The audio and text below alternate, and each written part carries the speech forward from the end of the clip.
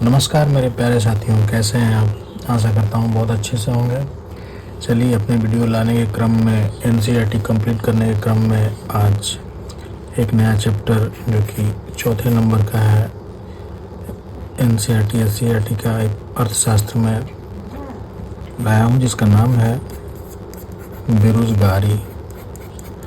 हम भाई ये एक ऐसा टॉपिक है जिससे आम जनता पहले से ही इसके बारे में जानती कि क्या है। ठीक है, बेरोजगारी, काम का ना मिलना। लेकिन अब इस चैप्टर में चलिए देखते हैं क्या क्या देखेंगे हम लोग। इस चैप्टर में हम लोग देखने वाले हैं कि भाई बेरोजगारी क्या है, कितना इसका प्रभाव है किसी देश पे, कितने प्रकार के हैं, कितने प्रकार की होती है ये बेरोजगारी, ये देखेंगे हम लोग।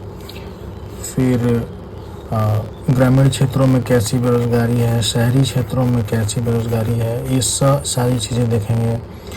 पलायन क्या होता है, क्यों हो रहा है ये। उसके बाद उद्योग के प्रकार कुछ देख लेंगे, जैसे कि लघु उद्योग, लघु एवं कुटीर उद्योग। ये नए नए शब्द होते हैं जो अचानक से एग्जामिनेशन हॉल में आते हैं तो हमारे तोते उड़ जाते हैं कि भाई ये कहाँ से आ गया, ये कुटीर उद्योग क्या है, या फिर इस तरह से। ठीक है, फिर इस बेरोजगारी का जनसंख्या से क्या संबंध है, जनसंख्या से संबंध देख लेंगे।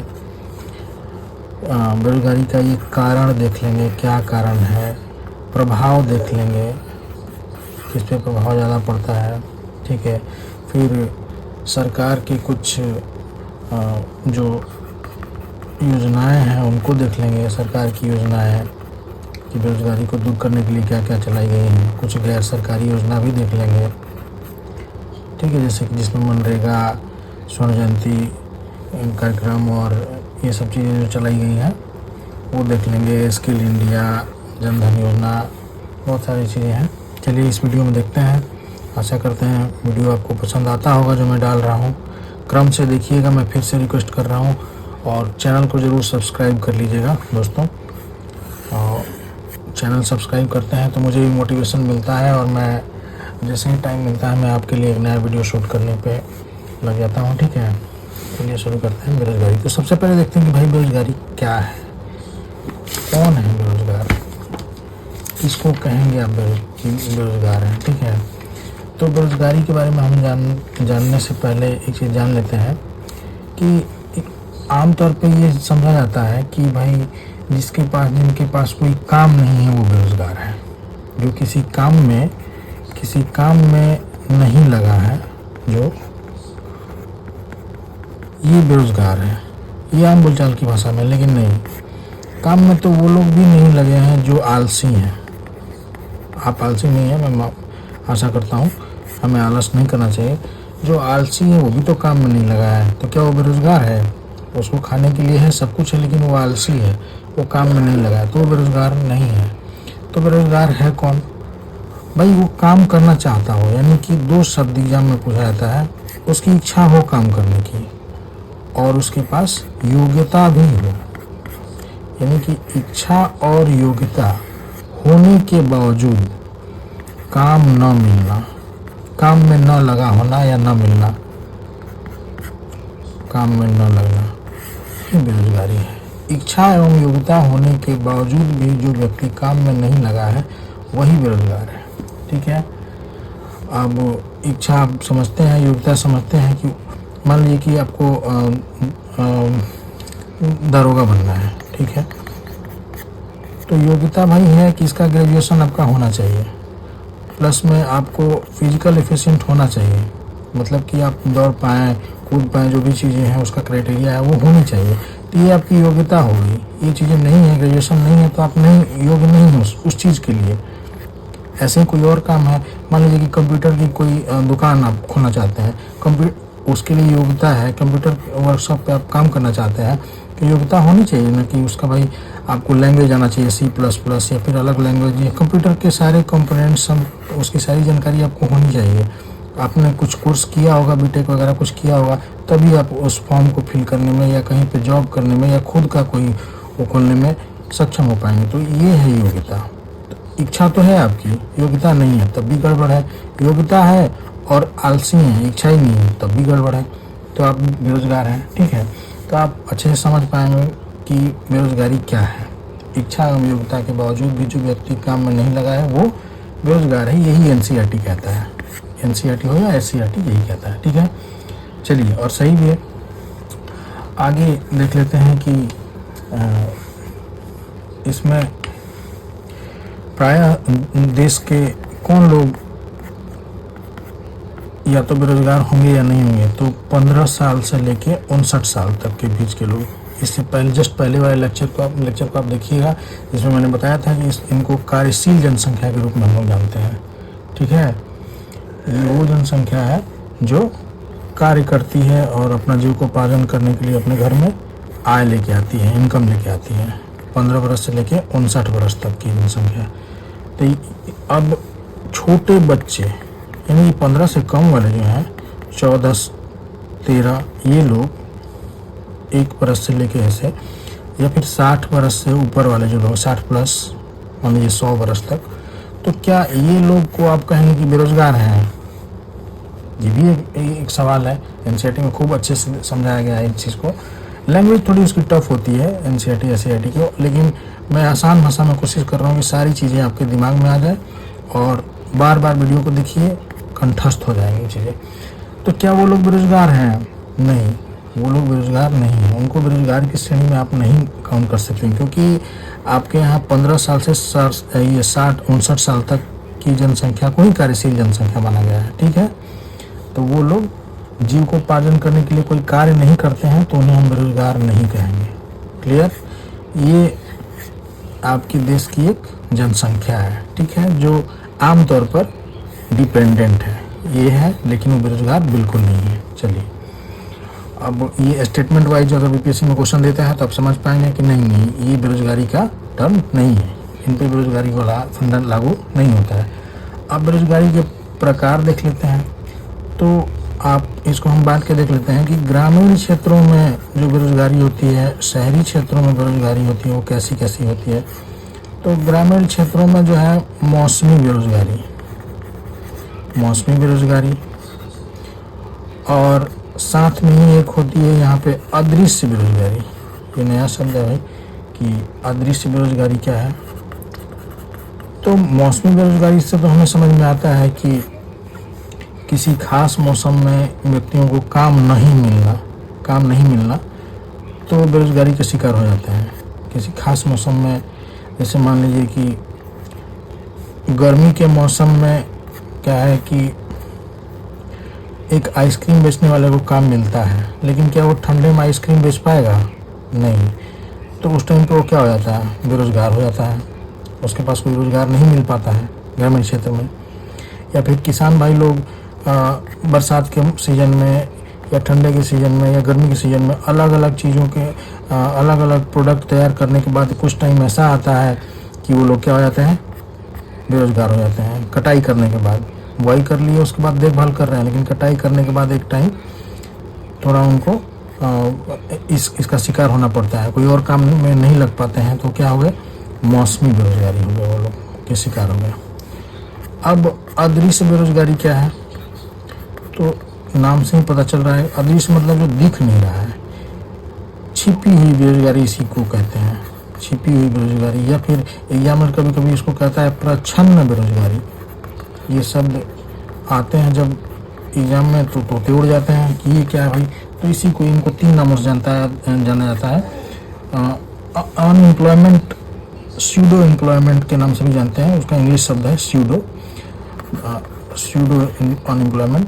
ठीक है, तो ये देख लीजिए कि आप अदृश्य या छिपी हुई, प्रच्छन्न, ये तीनों एक ही है। इसमें क्या है कि किसी काम में आवश्यकता से अधिक व्यक्तियों का लगा होना, किसी काम में आवश्यकता से अधिक व्यक्ति का लगा होना,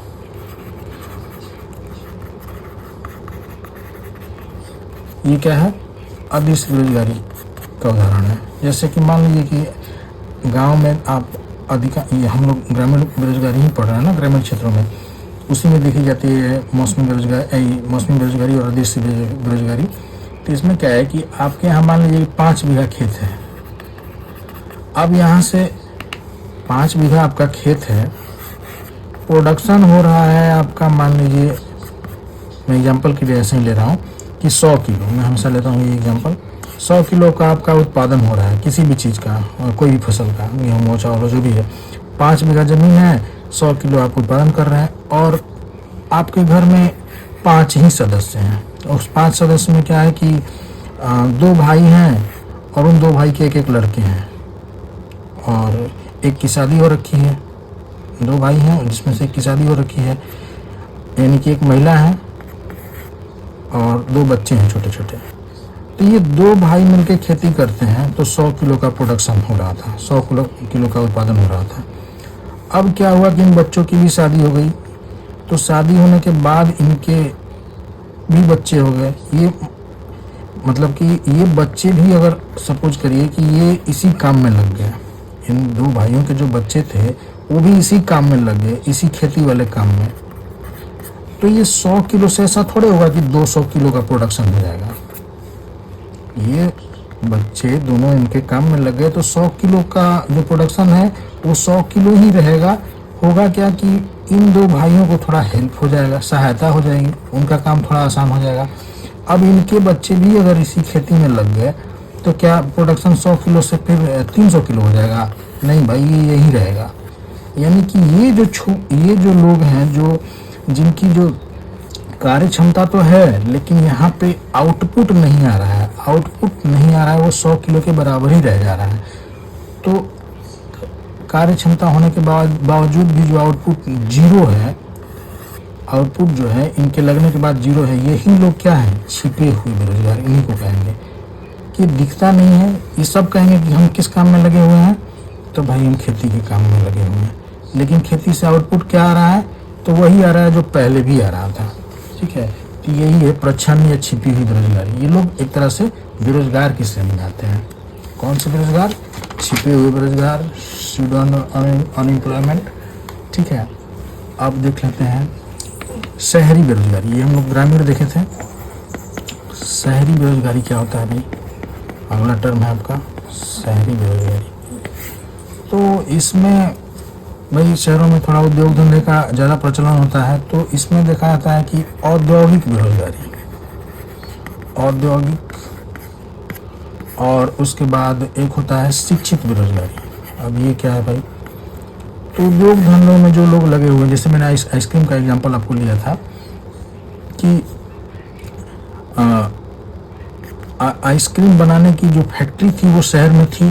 ठीक है, औद्योगिक बेरोजगारी में अब क्या आइसक्रीम बनाने वाली जो कंपनी है वो गर्मी के बाद ठंडे के मौसम में क्या वो बनाएगी? अब आइसक्रीम नहीं बनाएगी। तो उस समय पे क्या होगा कि उस फैक्ट्री में लगे हुए जो लोग थे वो क्या हो जाएंगे? बेरोजगार हो जाएंगे। जब फैक्ट्री बंद हो गई ठंडे के मौसम में, अपना मतलब बोली कि भाई जो लोग यहाँ पर मजदूर काम कर रहे थे आप जाइए अगले सीजन में आइएगा। ऐसे बहुत सारे एग्जाम्पल हैं, आप देख सकते हैं, जो देखने को आपको मिल जाएंगे कि उस एक टाइम के बाद वो क्या हो जाती हैं, फैक्ट्रियाँ बंद हो जाती हैं और वो जो मजदूर वहाँ पे काम कर रहे होते हैं वो घर चले आते हैं और फिर उसके बाद वो लोग बेरोजगार हो जाते हैं या वहीं रहते हैं। ठीक है, दूसरा है यहाँ पे शिक्षित बेरोजगारी। ये क्या है भाई? तो समाज में जो व्यक्ति अपनी शिक्षा का एक स्तर लिए हुए है, यानी उसकी योग्यता है, उस शिक्षा और उसकी योग्यता के अनुसार जब काम नहीं मिलता है तो क्या है? वो व्यक्ति शिक्षित बेरोजगार है। काम नहीं मिला है तो क्या है? शिक्षित बेरोजगार। मान लीजिए कि आपने ग्रेजुएशन कर लिया, पोस्ट ग्रेजुएशन यानी कि स्नातक और स्नातकोत्तर कर लिया, और उसके बावजूद भी आप चाहते भी हैं कि मुझे काम मिले, लेकिन कोई जॉब नहीं है, कोई काम आप कर नहीं पा रहे, कोई आपको काम नहीं मिल रहा है, यानी कि आपकी योग्यता के अनुसार आपको काम नहीं मिलता है, तो उसको क्या कहेंगे? शिक्षित बेरोजगारी। ठीक है, एक रिपोर्ट है जिसमें ये कहा गया है कि मैट्रिक के अपेक्षा जो लोग ग्रेजुएशन किए हुए हैं, पोस्ट ग्रेजुएशन किए हुए हैं, उनको उन बेरोजगारों की संख्या अधिक तेजी से बढ़ रही है। जो ग्रेजुएशन और पोस्ट ग्रेजुएशन किए हुए हैं वो ज़्यादा लोग बेरोजगार हैं, बल्कि मैट्रिक इंटर वाले ज़्यादा लोग काम पर लगे हुए हैं। हमारी एक रिपोर्ट है ये। चलिए, तो आप देख लीजिए औद्योगिक बेरोजगारी क्या है और शिक्षित बेरोजगारी क्या है। ठीक है, आगे देख लेते हैं हम लोग कि भाई इस बेरोजगारी का कारण क्या है। ठीक है, तो कारण देख लेते हैं, कारण क्या है भाई।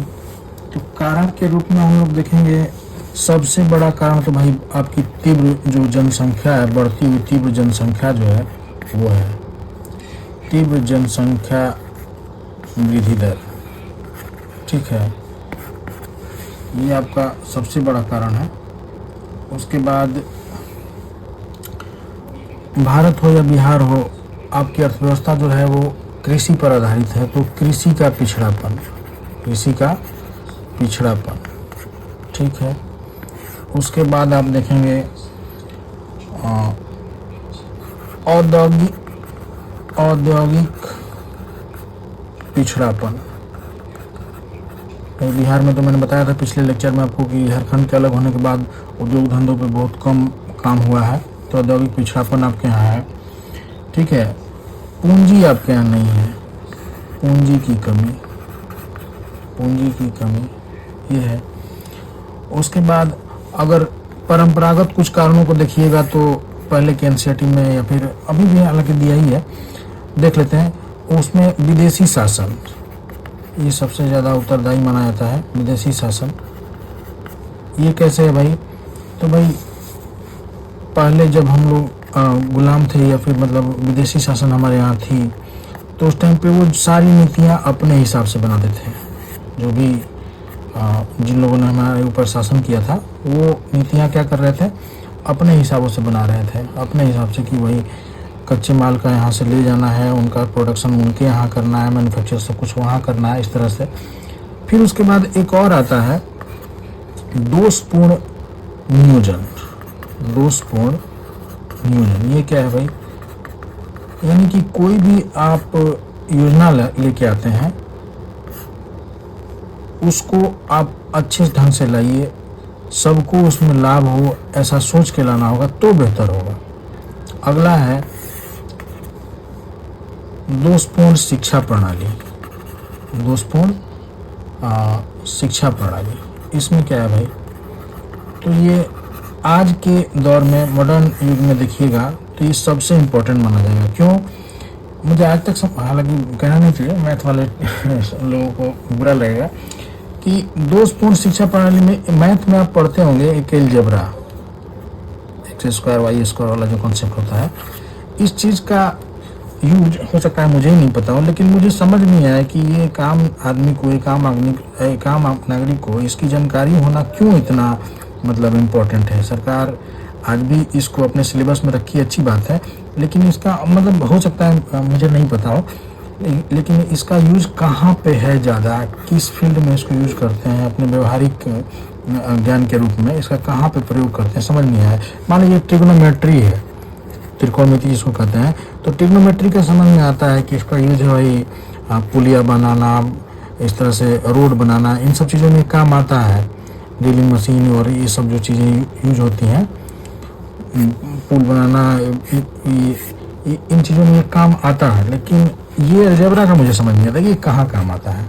ठीक है, मीनार बनाना है आपको, कोई भी एंगल बेस्ड कोई चीज़ आपको अगर तैयार करना है तो उसमें ये ट्रिग्नोमेट्री काम आती है। जैसे मेट्रो बनाना है तो उसमें भाई काम आएगा, ठीक है, हाईवे बनाना है तो उसमें काम आएगा, लेकिन इसका समझ नहीं आता। तो यही है कि दोषपूर्ण शिक्षा प्रणाली, यानी कि इसमें सुधार करना है आपको। मॉडर्न युग में, आधुनिक जो युग में, जैसे कंप्यूटर हो गया, इसका ज़माना है, तो इसको आपको सिलेबस में हमें अपने शामिल करना चाहिए, किया भी गया है, लेकिन ये और पहले कर देना चाहिए था। कंप्यूटर हो गया, बहुत सारे लैंग्वेज हो गए, क्योंकि टूरिस्ट आते हैं, लैंग्वेज का बहुत ज़्यादा वो हमें दिक्कत होती है। टूरिस्ट आएंगे, अपने अपने लैंग्वेज में बात करेंगे, तो यहाँ के लोग उनसे बात करके उनकी समस्या को समझ सकते हैं, उनको घुमा फिरा सकते हैं। तो ये सब चीज़ें हैं कि अपनी शिक्षा प्रणाली में हम लोग शामिल कर सकते हैं। ठीक है, इन्वायरमेंट को भी शामिल किया गया है। चलिए और देख लेते हैं। और क्या था कि प्राकृतिक, और अगला है कि प्राकृतिक संसाधनों का अपूर्ण उपयोग। प्राकृतिक संसाधनों का अपूर्ण उपयोग। अब आर्थिक विकास के लिए आवश्यक सभी जो प्राकृतिक संसाधन हैं हमारे यहाँ उपलब्ध है। ठीक है, लेकिन इन संसाधनों का पूर्ण अच्छी तरह से उपयोग नहीं हो सका है। तो क्या होगा? प्राकृतिक संसाधनों का अपूर्ण उपयोग, ये भी एक बेरोजगारी का कारण है। अब देख लेते हैं कि जनसंख्या से इसका क्या संबंध है। 1951 में हमारी जो जनसंख्या है 121 करोड़ थी। आज 2025 अभी चल रहा है, तो इसमें एक रिपोर्ट आई थी कि 140 करोड़ हम लोग क्रॉस कर चुके हैं। ठीक है, 140 करोड़, यानी कि हमने चीन को पीछे छोड़ दिया। इस मामले में तो चीन को हमने पीछे छोड़ दिया। तो जो ये 1951 में जो थी हमारी जनसंख्या 121 नहीं, सॉरी, ये 36 करोड़ थी। 2011 में, ये मुझे याद है, 2011 में ये जो जनसंख्या रही है वो 121 करोड़ है। ठीक है, 2011 का जो सेंसक्स है उसमें क्या था? 121 करोड़। 1951 में हम लोग 36 करोड़ मात्र थे। अब देख लीजिए कि अपना जनसंख्या का वृद्धि दर क्या रहा है।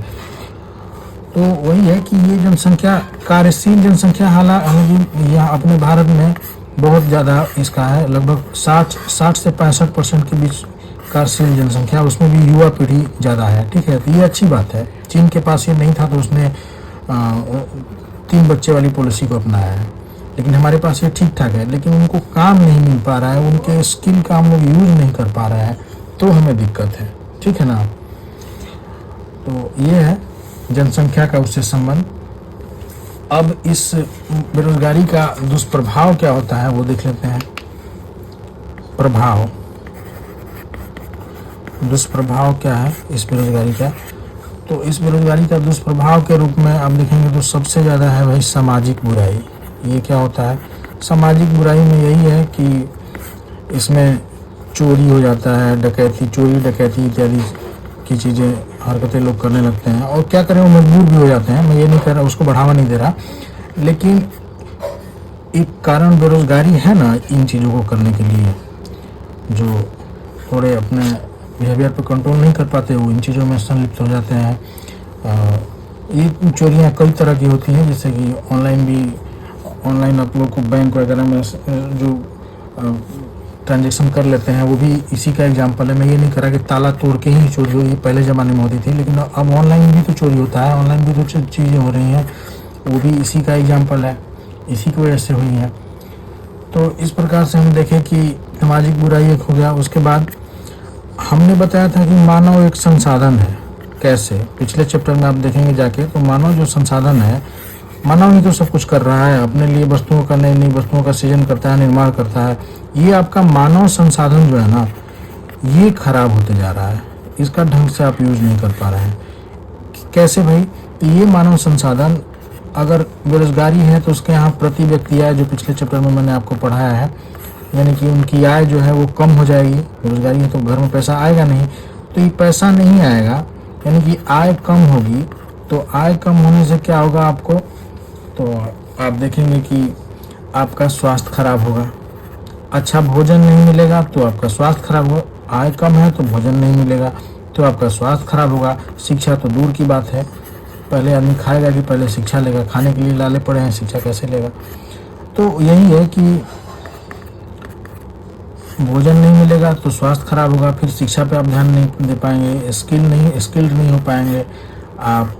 ये जो मानव संसाधन है ये ठीक से काम नहीं कर पाएगी, एक बोझ के रूप में बनी रहेगी, जनसंख्या के बोझ के रूप में। ठीक है, और देख लेते हैं इसके आगे कि अब देख लेते हैं कि भाई इस बेरोजगारी को दूर करने के क्या उपाय हो सकते हैं, दूर कैसे होगी। तो इस उपाय को अगर देखने चलें तो इसमें जो है आपको पहले तो जनसंख्या पर नियंत्रण करिए, जनसंख्या पर नियंत्रण। ठीक है, उसके बाद आपको नए उद्योग की स्थापना करनी पड़ेगी, नए उद्योग की स्थापना हमें करनी चाहिए। ठीक है, वर्तमान में जो उद्योग हैं, वर्तमान जो उद्योग हैं, वर्तमान उद्योग उनके वर्तमान उद्योग के जो कार्य क्षमता है या उत्पादन क्षमता, उसमें आपको विस्तार करना होगा। वर्तमान उद्योग के उत्पादन क्षमता को का विस्तार के उत्पादन क्षमता में हमें वृद्धि लानी होगी, उसका विस्तार करना होगा, ठीक है। उसके बाद ग्रामीण क्षेत्रों में भाई जो लोग होते हैं ज़्यादा, ग्रामीण हमारी बिहार में ग्रामीण जनसंख्या ज़्यादा है, तो लगभग 88.7% मैंने आपको बताया था पहले ही चैप्टर में, ठीक है। तो भारत में भी देखिएगा तो बहुत ज़्यादा ग्रामीण क्षेत्र के लोग, पूरे औसतन देखिएगा तो वही लोग हैं। तो उनके लिए भाई लघु उद्योग क्या होता है, लघु या इसको कुटीर, ये जो उद्योग है इसमें आपको क्या करना है कि जैसे किसी को मान लीजिए कि एक बांस का पंखा बनाने आता है, ठीक है। बांस का जैसे आम भाषा में तो उसको डलिया जिसको बोलते हैं, डलिया, खांची, इस तरह से हथौड़ा, ये जो छोटे छोटे लोहार, कुम्हार, ये जो घड़ा, ये जो काम करने वाले छोटे छोटे लोग होते हैं, इनको बढ़ावा दीजिए। इनकी चीज़ों को, इनके द्वारा उत्पादित वस्तुओं को आप ऑनलाइन बेचने का इनको साहस दीजिए, थोड़ा प्रचार प्रसार करवाइए कि भाई ऐसे भी किया जा सकता है। तो इनमें क्या होगा कि कॉन्फिडेंस आएगा, इनके आत्मसम्मान इनको मिलेगा और खुद से ये मोटिवेट होंगे और इस काम को करने में ये और अपना जी जान लगाएंगे। तो होगा क्या कि अपने घर में ये बेहतर आय लेके आ पाएंगे, ठीक है। यानी कि मेरा कहने का मतलब ये है कि लघु एवं कुटीर उद्योगों को आपको बढ़ावा देना ही होगा। वो बता दिया कैसे, तो उसी में ये आ गया। हालांकि ये चीज़ नहीं दिया हुआ है, थोड़ा सा जैसे जैसे हम लोग क्लास को अपर रूप में लेकर जाएंगे ऊपर की तरफ, तो इसके अलग अलग लेवल को हम लोग टच करेंगे, ठीक है, इन चीज़ों के। तो लघु एवं कुटीर उद्योगों को बढ़ावा देना है आपको, ठीक है। अब ये जो है सबसे ज़्यादा इसमें अगर देखें तो कृषि का जो आधुनिक, तो वो सबसे इम्पोर्टेंट है इसमें, कृषि का आधुनिकीकरण करना। क्या भाई? कृषि का आधुनिकीकरण करना।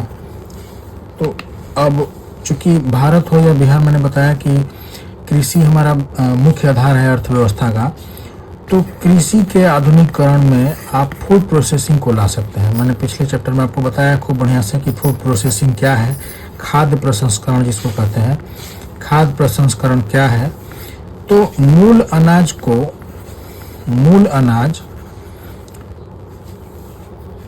लंबे समय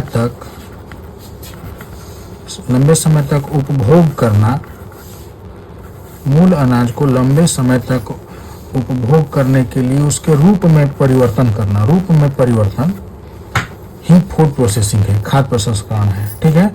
जैसे मैंने बताया था कि आलू मूल फसल हुआ और आलू का आप उपयोग क्या करेंगे, इसको प्रोसेस करके क्या करेंगे, चिप्स बना लेंगे पैकेट में। आलू महीने 2 महीने में खराब हो जाएगा, लेकिन चिप्स सालों साल चलता है।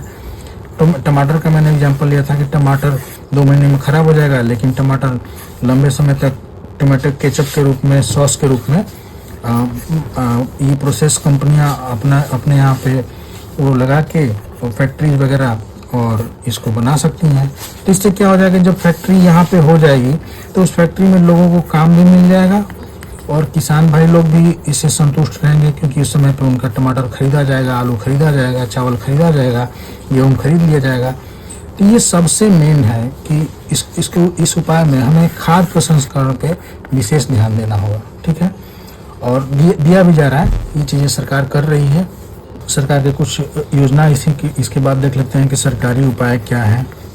सरकारी उपाय, तो उन उपायों में हम देखेंगे कि भाई आपको पिछले लेक्चर में भी बताया था मनरेगा, पहले ये नरेगा था, ठीक है, 2006 में आया था। ये ऑब्जेक्टिव में पूछ लिया जाता है कि कब आया था, और इसी को एम लगा दिया गया, महात्मा गांधी के नाम से कर दिया गया था।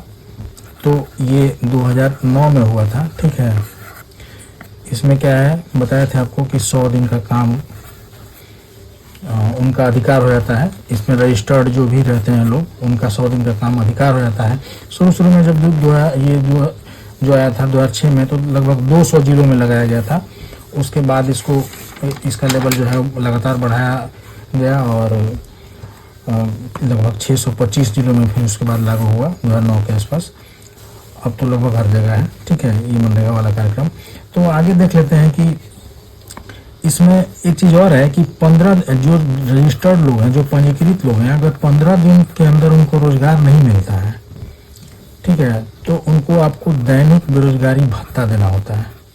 ये भी है एक नया चीज़, इसमें हमको भी देखने को मिला कि उनको आपको बेरोजगारी भत्ता देना होगा, ठीक है।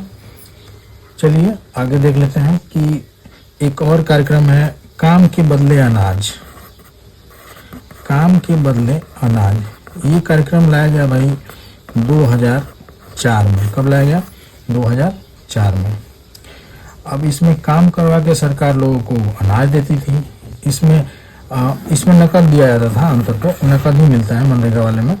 इसमें काम के बदले में अनाज दिया जाता था। सर्वाधिक 150 पिछड़े जिलों में शुरू में 2004 में आरंभ किया गया था, 150 जिलों में। तो ये पूछ लिया जाता है कि किससे संबंधित है। तो काम के बदले अनाज भाई सरकारी उपाय है, बेरोजगारी से संबंधित है, बेरोजगारी दूर करने के लिए लाया गया था, ठीक है। और स्किल इंडिया, ये कौशल विकास के लिए बहुत चलाया गया है, ठीक है। ये सब सरकारी उपाय में ही देख पाएंगे आप। योजना और भी बहुत तरह की योजनाएं हैं जिसको चलाया जा रहा है। कौशल विकास एवं उद्यमिता मंत्रालय के द्वारा ये चलाया जा रहा है। 2014 में चलाया गया स्किल इंडिया, ठीक है, कौशल विकास के लिए कंप्यूटर में लोगों को स्किल किया जा रहा है। अब देख लेते हैं गैर सरकारी उपाय में। हालांकि बहुत लोग गैर सरकारी में लोग आगे नहीं आ पाते हैं, लेकिन गैर सरकारी में भी पटना का एक पाली जिला है, पालीगंज एरिया जो है, उसमें प्रखंड है वो एक्चुअली। तो उसमें आप जाके देखेंगे तो वहाँ पे सिंचाई का जो प्रबंधन है वो खुद किसान भाई लोग अपने से उसको हाथ में लिए हुए हैं, सिंचाई करवाते हैं, उसका देख रेख, उससे संबंधित सारे काम वो खुद ही करते हैं, ठीक है। जल का वितरण हो गया, नहरों के रख रखाव का काम इस जल का प्रयोग करने वाले जो किसान हैं उनके द्वारा ही किया जाता है। तो इससे इस क्षेत्र में सिंचित क्षेत्र है, सिंचित कृषि क्षेत्र, उसका विस्तार हुआ है, उनका उत्पादन अच्छा हुआ है, ठीक है। यही था, इतना ही था इस चैप्टर में। और अगर देखें कि बिहार में ग्रामीण बेरोजगारी की समस्या का कारण क्या है, तो कृषि का पिछड़ापन, कृषि पर अत्यधिक निर्भरता, गैर कृषि क्षेत्रों का अपर्याप्त विकास, कृषि आधारित उद्योगों का अभाव, यही सब हमने देखा इस चैप्टर में। इस समस्या को दूर करने के लिए जो हमने उपाय देखे वो था कृषि का आधुनिकीकरण, वैज्ञानिक तरीकों का प्रयोग करना, सिंचाई सुविधाओं का विस्तार करना, ठीक है, ग्रामीण और कुटीर उद्योगों को बढ़ावा देना, खाद्य प्रसंस्करण, जो सबसे मेन आपको लिखना है या फिर समझना है, खाद्य प्रसंस्करण का विकास करना अपने यहाँ, ठीक है, सड़क, बिजली, संचार सुविधा इत्यादि, इन सब चीज़ों को ठीक करके इस बेरोजगारी से हम लोग इसके जाल से बच सकते हैं, ठीक है। चलिए ये चैप्टर यहीं पे होता है समाप्त। मिलते हैं अगले वीडियो में, तब तक आप मेरे चैनल को सब्सक्राइब कर लीजिएगा, ठीक है। वीडियो पसंद आया तो लाइक करिएगा। आपको क्या चाहिए आप कमेंट में ज़रूर लिखिएगा। धन्यवाद।